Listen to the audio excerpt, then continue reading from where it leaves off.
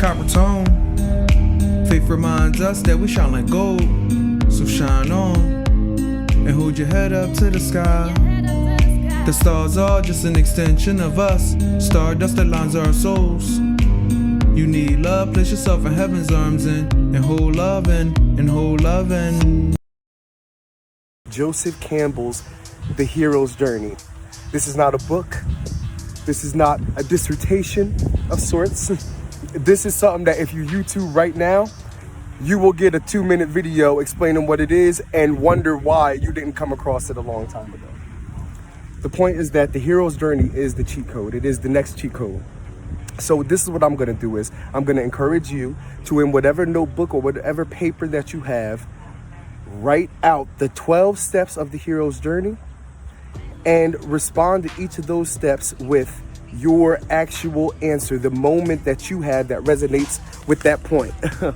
Now, you have to be brutally honest with yourself about each of these steps once you learn what they are and how they work, because it's important to know if you're stuck at a specific point. Once you know you're stuck, you zoom right out of it. But if you're not aware enough or brave enough to acknowledge that you're stuck at a specific spot, your ego will convince you that you finished it or that you've already found the elixir, which in some regards you have. There are plenty of times that you will go through the cycle that is the hero's journey. But so far, thus far, your life as a whole, you are at a certain point of that map, you know? That's just how it is. So I'm going to tell you guys my moments that resonate with each of the 12 steps for the hero's journey, so that you guys have an idea. So the first step of the hero's journey is ordinary life. Now, in ordinary life, this is where you feel mundane. You can tell that there's more to life, more to you, but you're pretty much going with your family and society's expectations, ideals, and ways of living. So that's the first step, that ordinary life, that feeling of ordinary, you know? Step 2 is the call to adventure.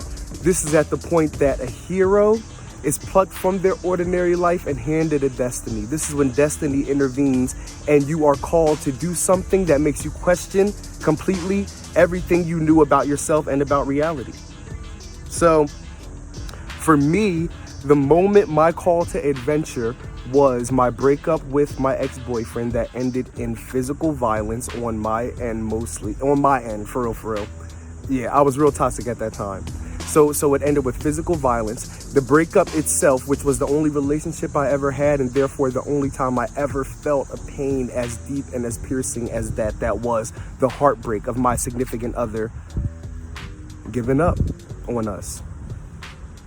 And me having to deal with that. And I just wasn't able to, and I ended up handling it in the only way that I knew how, which was with my fist, with my energy, to prove to you, well, at least I'm stronger, so you may have broken my heart, but you'll never break me.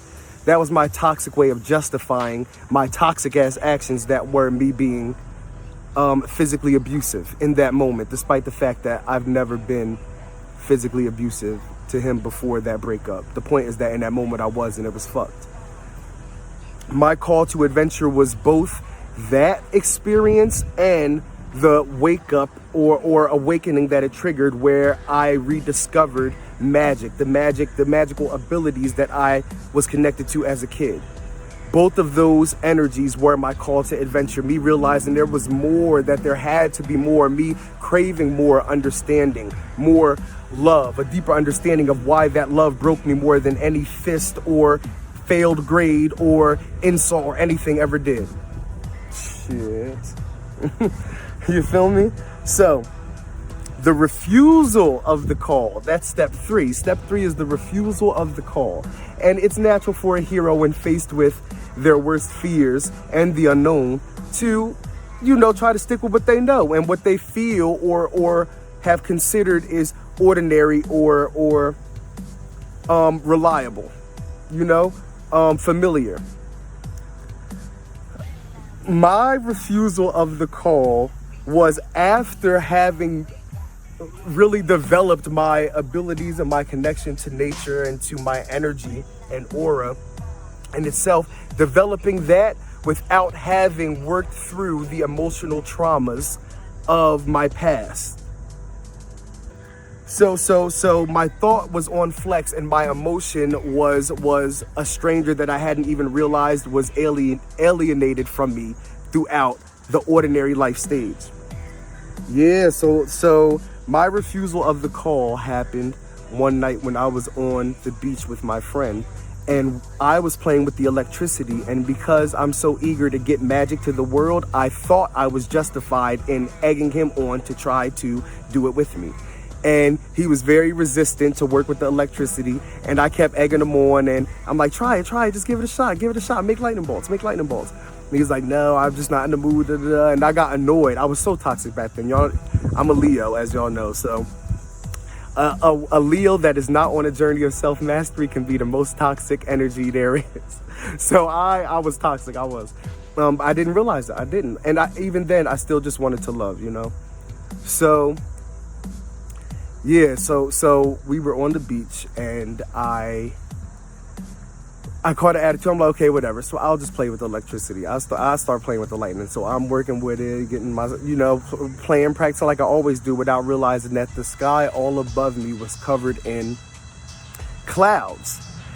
And I didn't realize that it was this whole thing. The point is that the night ended with me completely losing control of the lightning, to the point where my fear had spiraled the lightning to a point where it almost took out the building we was in, and where I was sure I was going to die that day.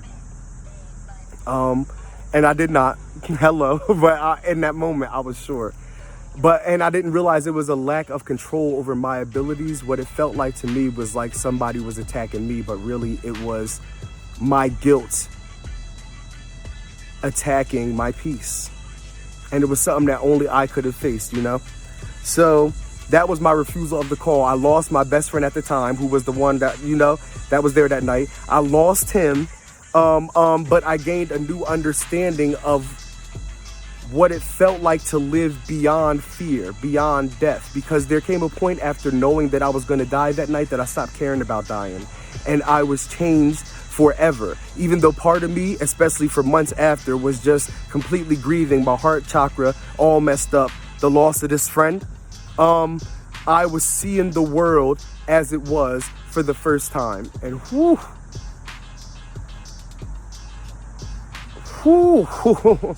yeah, I was getting taste of it. But I also was now dealing with the PTSD that came with lightning, and my first negative experience with my abilities. It was freaking crazy, yo.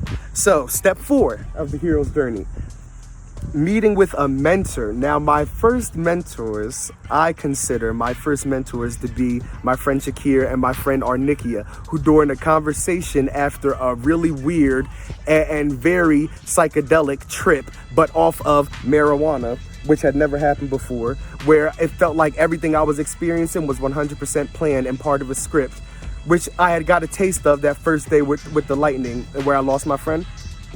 That's what it felt like, was that everything was a part of a script. And because of that, I had lived in that moment a million times before. And I remembered me feeling that moment over and over again, but also remember me feeling for the first time moving beyond that moment ever in history. It was crazy. It was beautiful. So the next time I felt that feeling of, oh, wow, everything is a script. I know exactly what's going on in this reality, exactly what's going on, exactly. My two friends, Shakir and Arnikia, were playing. Oh, a little bug landed on me. It's so cute, too. They were playing this game of foosball in front of me. And it was amazing watching them play foosball. It was amazing watching them play foosball, the conversation that was happening, because it was like everything they were saying in the conversation was triggering exactly in perfect time, mathematically almost, a thought in my head that was necessary to understand what was happening, what was going to happen next, where we had been, and why everything in my life had ever happened, and for what. That was the feeling. So as they spoke to me, it was like they also knew exactly what I was going through. And I found myself in a conversation that was in two places at once. The fourth dimension and the third, I realize now. So it was that, and from that point on, now I see them in my head as the two people who really just clear my head and remind me of the feeling, at least if nothing else, of that moment where I was truly clear, and therefore can always be clear whenever I need to be. So Shakir and Arnikia are the mentors I credit with originally initiating that step, the fourth step, which is meeting a mentor. But the moment really I realized every single person in the world was a mentor to me. And when I looked in their eyes, when I looked into the eyes of any person, I saw the mentor they was. I saw the mentor that they were. I knew to actively listen and to respect their movements, their words, their energy in full, 100%, because there was something that I would gain immediately if I was open enough to respect that they were already perfect. I didn't have the words for it back then that I had now to describe it the way I just did. Let me spark up. 1111, I see you.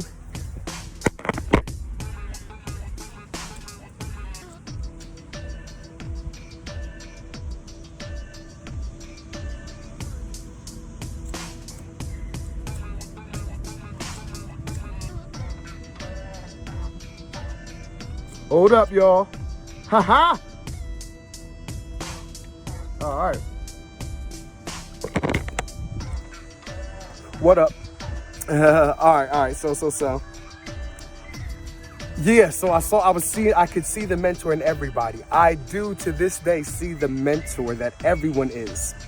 And it's a beautiful thing to live in a world of guides, of angels. I love it here. I love it here. So, the next step 5 is crossing the first threshold, and it happened maybe 10 minutes after the foosball table conversation with Shakir and Arnikia, my two friends, where I was walking through the hallway, feeling this world be this world, and feeling how magical that was in itself, and needing nothing more than the moment that was the eternal now, then feeling it. Every person I saw was like somebody that I had met a million times already. That's what it felt like. Especially people that I already knew. So it was like, whoa, what's up? Meeting you for the first time again. That's what it felt like. But so there was my one friend, the second person I saw after the experience and energies and beautiful vibes and singing and conversation and foosball. After that, I saw my friend Jelani in the hallway, and I looked into his eyes, and y'all, I'm gonna just tell y'all because I'm speaking to y'all openly and I don't really care what people think of me. I saw when I looked at him, it felt like the son that I'd been looking for my whole life. That's what it felt like. The son I didn't know that I needed, or that's what it felt like. I'm like, oh my God, it's my son. So when I saw him and looked into his eyes and saw the mentor that he was, my book almost dropped. Saw the mentor that he was, I broke into tears, walked up to him and hugged him and pressed my head to his and just felt the energy and thanked him for existing and thanked the universe, thanked God for me existing, to feel his existence. I just felt the beauty that was life in that moment. That was the moment I crossed the threshold, when I knew that no matter fear or anything like that, I would be safe to embrace any human being. And I embraced Jelani in that moment, and he let me, and with each moment, whether he's my son from a past life or not, that moment was real. We were connected and we're still friends, so it didn't creep him out too bad, I hope. Woo! Okay. So, step 6. Hold on, let me spark this one more time. See the clouds?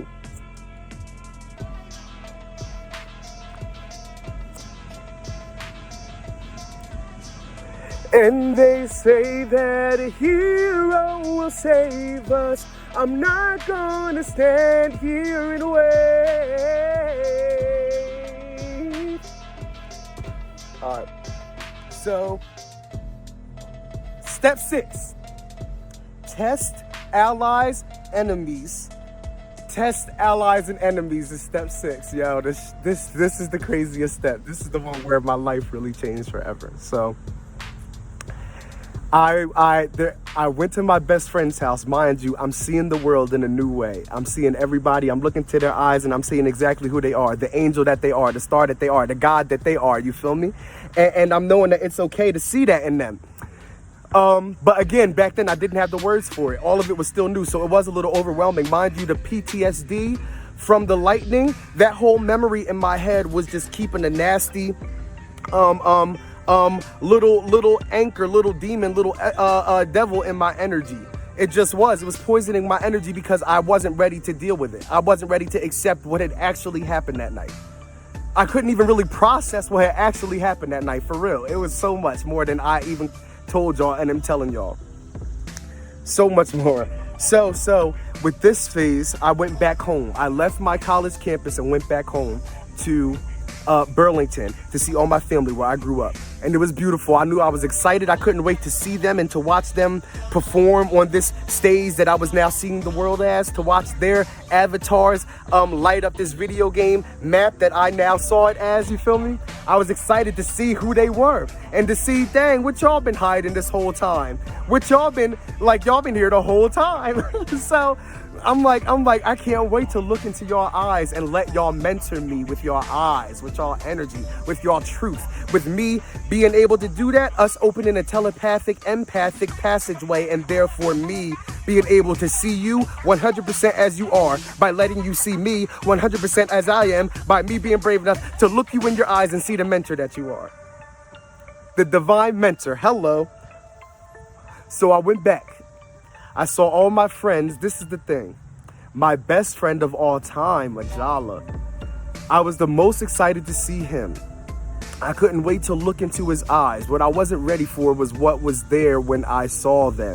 And what I saw was the greatest actor that ever lived. The greatest performer, the greatest energy, the greatest deity that ever lived. This amazing person that I'd always loved and appreciated, but more so for what I felt and not for what I should have seen in his energy, in his eyes, in his atmosphere, in his geometry. I've always had the biggest crush on my best friend, which you'll see in this step, in the step that is tests and allies and enemies, became my ultimate demon. My lust, my urgency, codependency to have my twin flame, my other half, be a part of this experience with me as fast as I want, when I want, and how I want. That was my problem back then. Just keep going out because I'm talking, but I don't mind because I love talking to y'all. So, yeah, so I go back and I give him a hug, the warmest embrace I've ever given. And it just felt like home, of course. So I was seeing all my friends and it was like meeting them again for the first time. And I'm like, yo, this is who you are. This is who I've been missing. I just couldn't believe that I've been missing it because of my lostness, because of my sleepness, which is not to blame.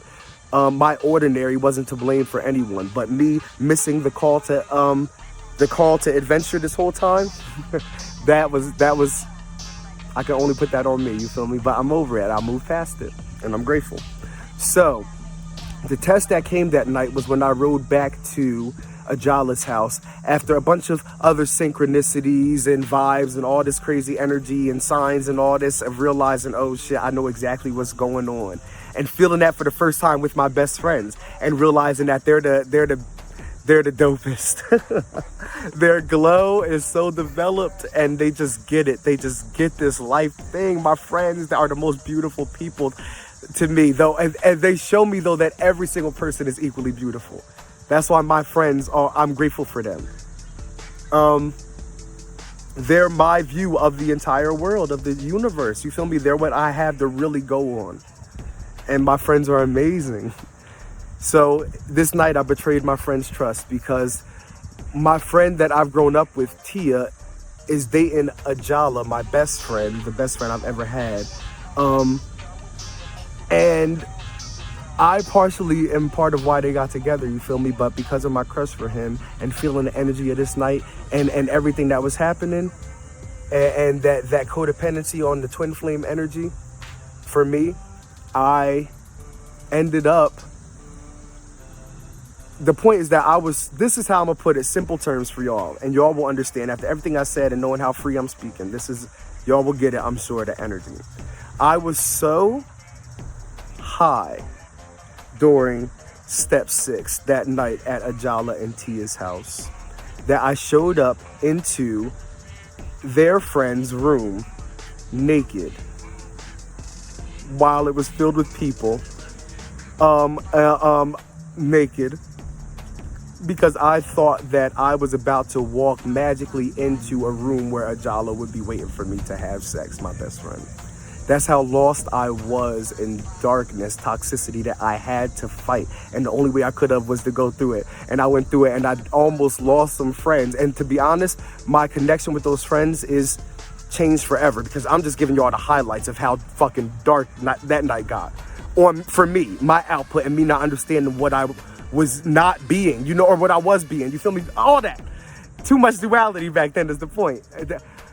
Oh my God, the things I went through, the demons I had to fight that night. And it was the start of the fighting the demons. Step 6. Whew.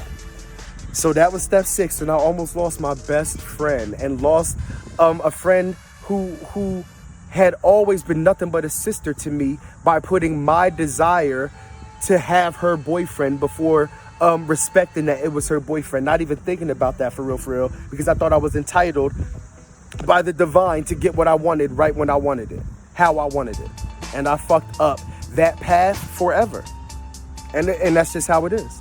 That's just how it is. But this path is the one that we're supposed to be on ultimately. We all went through what we had to go through, you feel me? To glow, to truly glow. So, phase 7, step 7, the approach to the innermost cave. The approach to the innermost cave. This is where you go to the cave, where the hero goes to the cave to slay their dragon, to slay that monster, to slay their demon. Now, the thing is that the essence of the idea of the dragon is it is a ferocious energy. It is your fear. It is fear, the dragon, keeping you from the ultimate reward. It's your fear keeping you from the greatest gift is what it represents. The treasure that the dragon is guarding, that you get right away from taking it out, even though I don't support violence or killing dragons. You feel me though? You feel me? That's what it represents, this step. The approach to the innermost cave. So for me,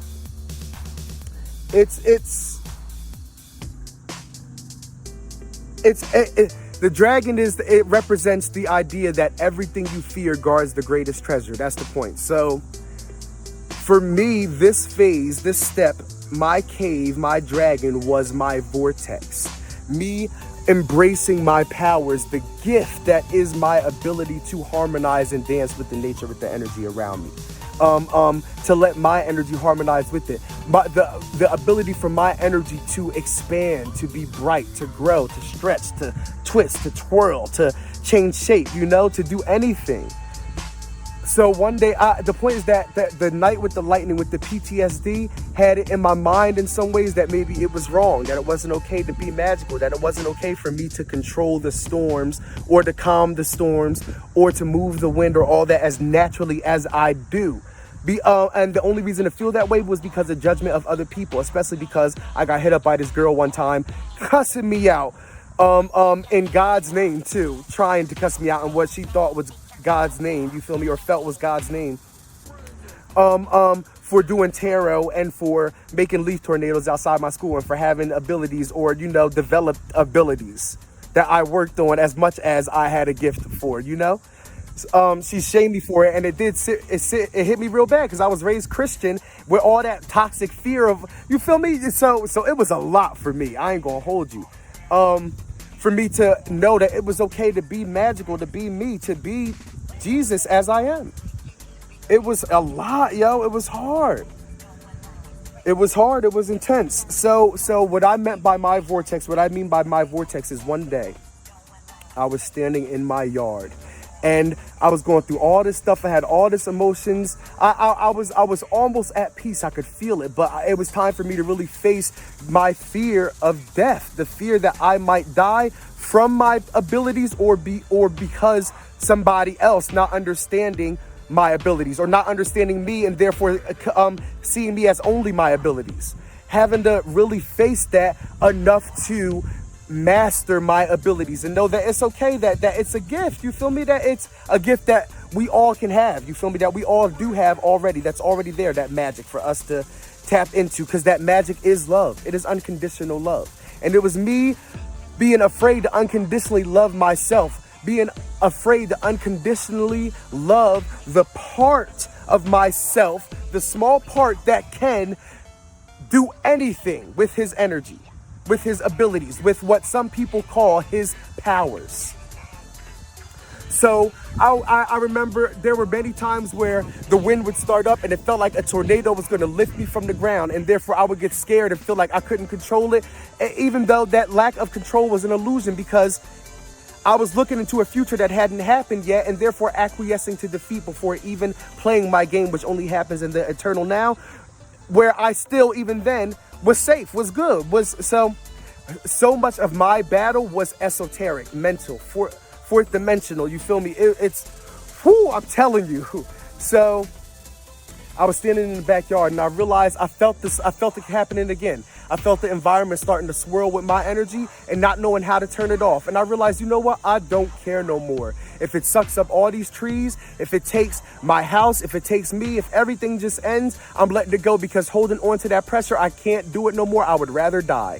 And when I let go and just let my energy flourish, I found myself standing in the middle of what was my tornado. My energy, my vortex. I watched the environment swirl only in harmony with me and not in disagreement or violence or destruction. Only what I needed to understand that I am the storm so I can control the storm. Always. You are the storm so you can control the storm. Lessons from Black Lightning, but I hold on to that.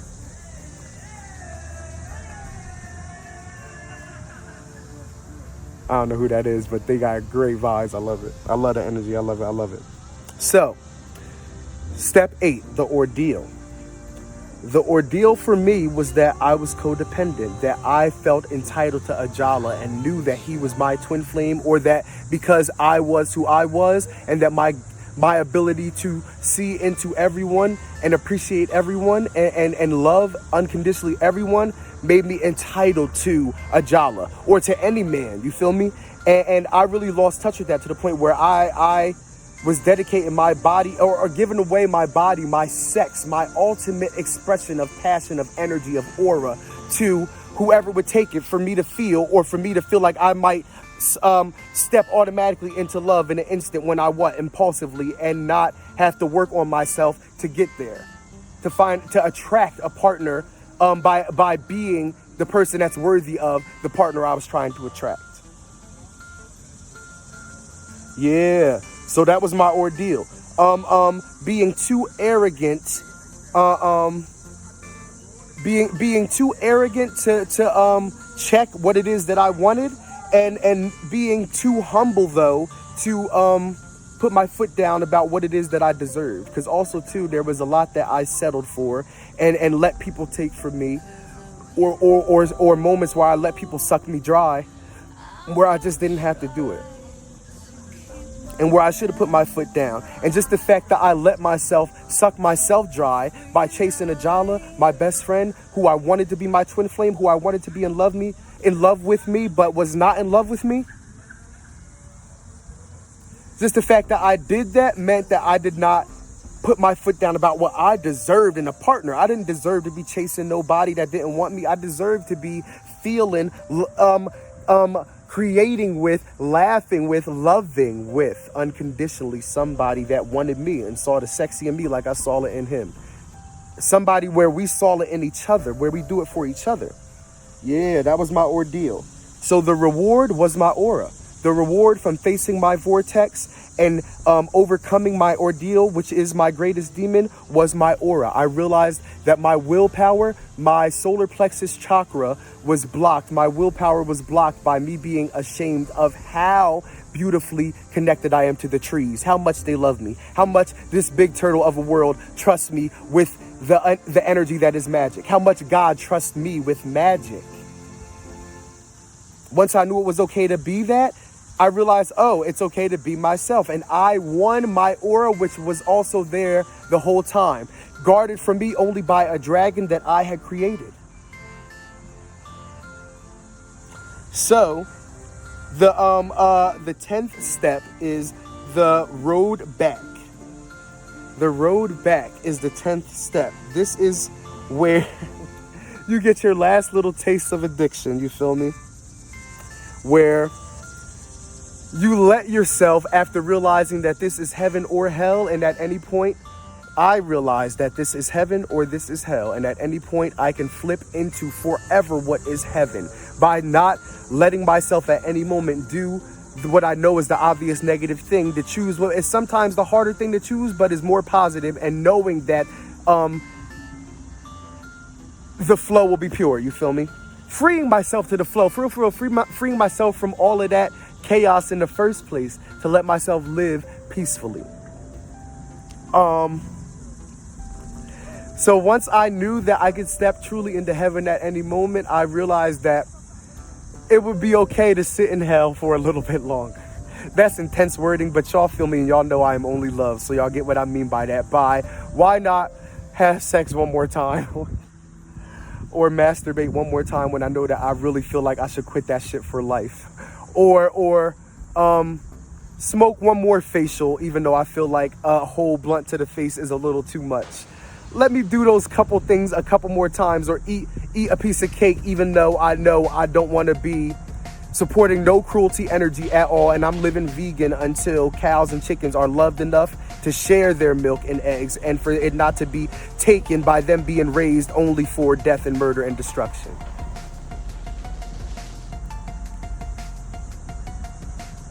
I'm ready to step into heaven now, though, and I did step fully into heaven, and I make peace with this last facial on camera with y'all to tell the truth, you feel me? I'll make peace with it. The 11th step, the resurrection, the rebirth. This moment happened when my mom, the other day, I was in my house. I think I was playing Pokemon in the living room, and my mom screamed. And I got up, and with all of my understanding and now fear-free energy, knowing it's okay to be me and to do what I have to do at any given moment to protect peace, though knowing that I will never kill, ever. So knowing that I got to do what I got to do to put the fire out, I got up and ran back there, ready to do whatever I needed for my mom. And what it was that there was a mouse. She saw a mouse. My mom she's just never been good with mice. She just hasn't, but she's doing better, you feel me? But she was on the toilet, y'all. My mom was on the toilet in the bathroom, and the mouse ran in, and after we're about to leave this house, and the energy had been iffy about us just leaving. It'd been a little bit messy with the owners of the house. The energy was a little nasty. It's just all kind of, it was a mess. It was chaotic, and the energy was bad. And we saw that manifest in a lot of weird ways, obviously, for us being two very connected people to God and to the world, to the big turtle, to energy, to ourselves, to our higher selves. So my mom when I got to the bathroom, her head was in her hands, in her lap, and she was just sitting there on the toilet. And I looked at her. I never seen her so helpless, because my mom spent so much time working for me and for more than herself, making sure I'm good, that I can go to school, that I can eat, crying, slaving, bleeding, sweating for me to have peace, to chase my dreams and to manifest my life. And I watched her cry on the toilet because of this mouse that I can talk to. And the mouse was already gone, and I looked at her, and all she said was, "I hate this house." And I walked up to my mom, despite we were in the bathroom, despite any of that, and I hugged my mom and knew that I had help to give, and that it was okay to give it, and that my mom is not some immortal source of unconditional love that I can suck dry, but somebody that sometimes needs help and I have to give it. I have to work to get it. And I don't care about money, but as long as she needs it to have peace, I gotta get some. I gotta get billions for her to never, or me to never, or my niece, or nobody else to ever, anybody in the world, my soul family, which is all of y'all, have to worry about money ever again. I gotta get it all. Or crumble the wheel that makes money matter at all in the first place.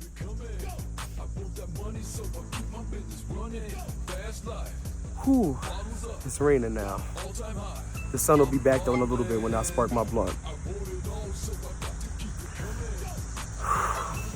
That's when I woke up. That's when I knew that there's a real game to play here, because no matter how amazing my mom's energy is, and it is angelic, it is divine. My mom is Uranus in the flesh, I tell you.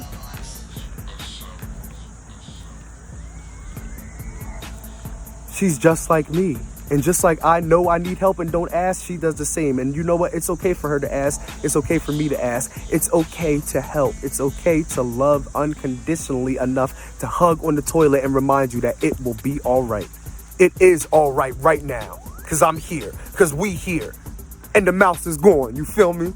Our energy got it out of here without killing it.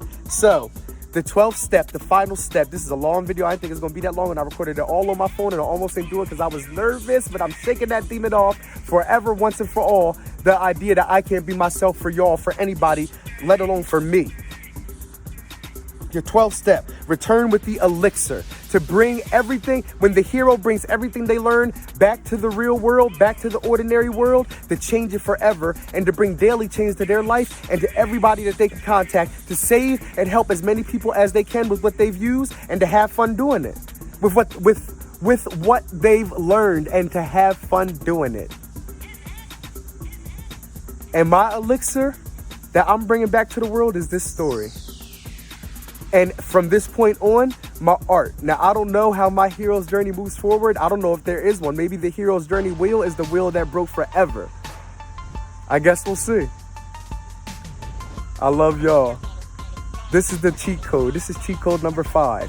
What is your hero's journey? Look it up. Jacob Campbell's hero's journey. Look it up. Just type in the hero's journey and you'll find what you need. And answer these steps, these 12 steps for you. And you will find access to your heaven. And when we all find access to our heaven, we will be in heaven together. That was a double blink, but I love y'all, so I'll wink with both eyes. And hold your head up to the sky, your head up to the sky. The stars are just an extension of us. Stardust that lines our souls. You need love, place yourself in heaven's arms and hold love and hold love and